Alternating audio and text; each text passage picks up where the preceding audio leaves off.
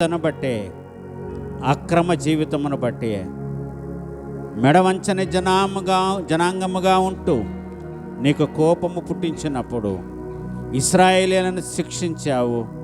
వారు పశ్చాత్తాపపడినప్పుడు వారిని రక్షించావు. నాయనా, మమ్మలను కూడా వారికంటే ఎక్కువగా ప్రేమించావు కాబట్టే ఈ లోకానికి నీ కుమారుడైన క్రీస్తును నరావతారిగా పంపించి ఆయన మరణము ద్వారా తండ్రి నాయన మాకు విడుదల విమోచన దయచేసిన మా సర్వలోక సృష్టికర్తవైన దేవా నీకు వందనాలు. ప్రతి ఇంట్లో నీవు చేసిన అద్భుత కార్యాలన్నిటిని బట్టి వందనాలు తండ్రి. కొన్ని ఇళ్లలో మరణాలు రుచి చూశారు నాయన. మాకు జ్ఞాపకం చేస్తున్న ప్రతిసారి మీరందరూ కూడా మరణించవలసినదే, కానీ ఏ విధంగా మరణించాలో ఏ విధంగా మరణించకూడదో కూడా నీవు మాకు వాక్యములు సెలవిచ్చావు తండ్రి నాయన.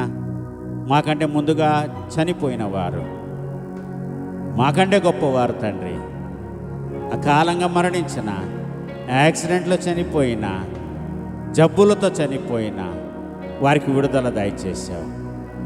చావును కోరి కొంతమంది చావలేని స్థితిలో బతుకుతున్నటువంటి వారు ఉన్నారు ప్రభువా.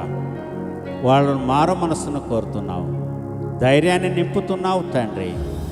ఆనాడు ఏలియా మరణాపేక్ష కలిగి ఉన్నప్పుడు నాయన ఆయనకి మరణము చూపించకుండా సుదీర్ఘమైన ప్రయాణాన్ని చూపించావు.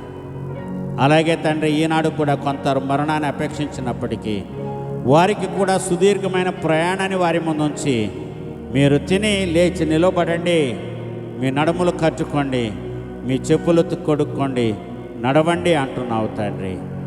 నడవడానికి శక్తినిచ్చే దేవుడవు, నిలవబెట్టే దేవుడవు తండ్రి. నీకు వందనాలు ప్రభువా.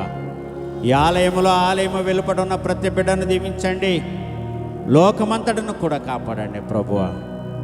సర్వ ప్రజలు నీ వారే కదా నాయన, అందరూ నీ స్వరూపులే కదా తండ్రి, అందరిలో నీ ఆత్మ ఉంది కదా నాయన. నీకే వందనాలు, స్తుతులు, స్తోత్రాలు. పాత సంవత్సరం గతించింది, సమస్తమును కృతదగినట్లుగా కృపా కనికర కటాక్షములు తోడుగా ఉంచి నూతన సంవత్సరమును నడిపిస్తున్నందుకు వాక్యమును ధ్యానించి భాగ్యమును దయచేయమని యేసయ్య పరిశుద్ధ నామమున ప్రార్థించి వేడుకుంటూ ఉన్నాము తండ్రి. ఆమేన్. దయచేసి కూర్చోండి. మీకందరికీ నూతన సంవత్సరపు శుభాకాంక్షలు తెలియజేస్తున్నాను. దేవుడు మిమ్మలను, మీ కుటుంబములను, మీకు కలిగిన సమస్తమును అన్ని విషయాల్లో హెచ్చించి ఆయురారోగ్య భాగ్యాలు దయచేసి నెమ్మది, సంతోష, సమాధానాన్ని అనుగ్రహించి మహిమ పొందునుగాక. ఆమేన్. ఈ సమయం యవ్వనస్తులు కేక్